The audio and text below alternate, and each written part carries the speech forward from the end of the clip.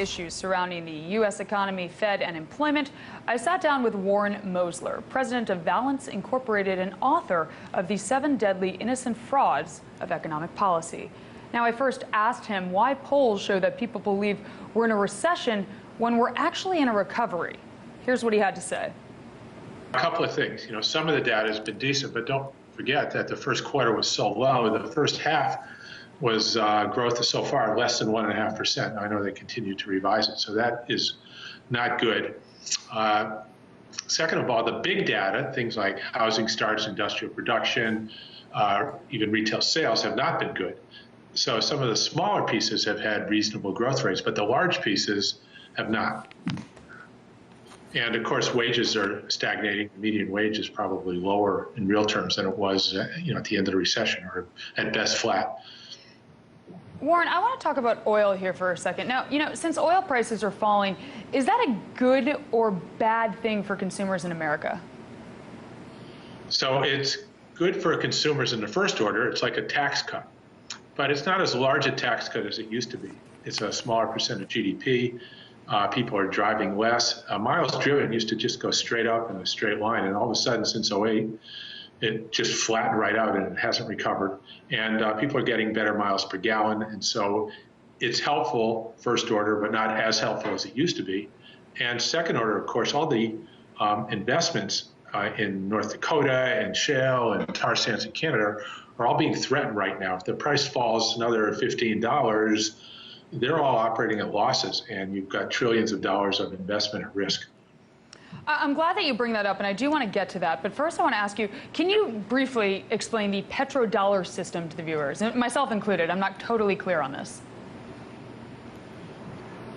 Well, it's probably a lot simpler than anybody realized. So if you sell oil and you get paid in dollars, you get your account credited either at the central bank, the Federal Reserve if you're a government, or at a commercial bank like Citibank or JP Morgan if you're a business. And that's it. That's it. There you go. Well, that's good, because this kind of sets up what the discussion I want to have with you right now. Some oil-producing countries are hatching a plan to move away from pricing oil in dollars. And in fact, Gulf Arabs, along with China, Russia, Japan, and France, are planning to end dollar dealings for oil, instead moving to a basket of currencies, which includes the Japanese yen, Chinese yuan, euro, gold, and a unified currency planned for nations in the Gulf Cooperation Council, which includes Saudi Arabia, Abu Dhabi, Kuwait, and Qatar. So could this pose a material threat to the current petrodollar system? No, it's entirely inconsequential. It's just a numeraire. I mean, they could set the price in paper clips. It doesn't matter. You transact and then you exchange that for whatever currency you want, either in advance at the time or whenever you want it. So what matters is the currency that people save in, not the currency they transact in. What you transact in is of absolutely no consequence. The Saudis, they're increasing oil production, which is good for the consumer over the short term because prices drop. But over the long term, is there the possibility of the Saudis putting the shale oil people out of business and actually driving up prices? Okay, so the Saudis don't actually cut out, but what they do is they set price, and then they let output adjust at that price. You can buy all you want from the Saudis at their price. So they are the price setter. They're the only ones with excess capacity, which automatically makes them swing producer and price setter. As long as the demand for their oil falls somewhere in between what they can produce and the minimum they want to produce. And so not too long ago, a few weeks, they actually announced a price cut, and sure enough, the price of oil fell along with their price cut. And they do it a little more subtly. They set the spread between their grade and a benchmark grade, and then by setting it a little narrow, it causes prices to gravitate a little bit lower, and by setting it a little wide, it causes it to go higher. But they're basically setting price and letting quantity adjust. Now, if they decide to set price lower, it will go lower. If they go to $75, they're going to put a lot of oil producers out of business. And like I said, could be $1 trillion or more dollars of investment lost. And that investment will never come back. And that will allow the Saudis to then set any price they want, maybe 150 if they want to, because they won't be worried about that investment coming back. It's too risky, because the investors know anytime the Saudis want to lower the price, they're just going to lose everything. Warren, for how long can the Saudis do this? Can they do this for years, indefinitely? How long can this go on? It goes on until, on the upside, until the demand is higher than what they can produce, in which case then the price goes up and they can't stop it. Or on the downside, if they cut production to where they can't cut anymore and there's still not enough demand, then they lose control on the downside.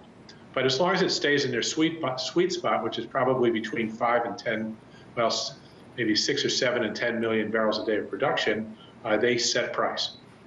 And I mean, this would definitely hurt the shale oil producers, I would imagine, no?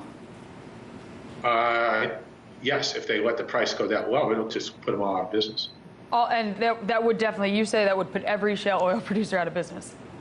It might. I think their costs are $70 plus. So if suddenly the world price is 75 and they're only going to get 65 for their oil, they're either just going to lose money forever or shut down.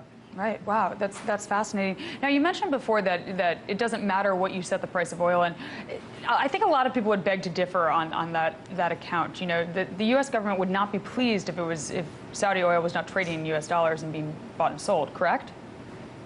They might be, but you know, if you go to buy a car and somebody says, "I'm only going to sell it to you for euros," you just look at the exchange rate, you sell your dollars for euros, and you buy it. I mean, they could tell you it's going to be priced in anything. You really don't care. You just ultimately want to know how many dollars you have to pay. And so the United States government should not care. Now, that doesn't mean they won't care. I haven't had this conversation with them, and they may not understand it correctly. Right.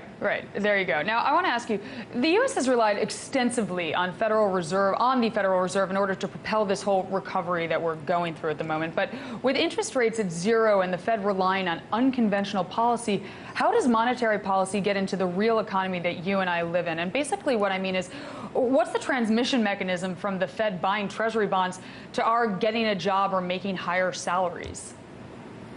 Well, there isn't any. In fact, it's the reverse, and I've been making that point since they started doing it, that it would bring inflation down, it would not support demand, and that the economy would languish like it has. And and it's the interest income channels. What they've done with the zero rate policy is reduce interest income paid by the government to the economy. The economy is getting less income than otherwise. Now, the Fed bought $4 trillion worth of securities, and they get the interest on those securities. And they only pay 0.25% on the reserve balances they've created, right? So if you look at the end of the year, this year, the Fed will probably turn about $100 billion over to the Treasury. That's interest income the economy would have earned if the Fed hadn't bought the securities. The economy would have had those securities and earned that money. And so what the Fed has done is reduced interest income to the economy. QE is actually functioning as a tax. And it's one of the macro constraints on the economy that's been keeping it weak. The Fed has it absolutely backwards. Lower rates do not add to inflation or demand or anything else. They subtract from it.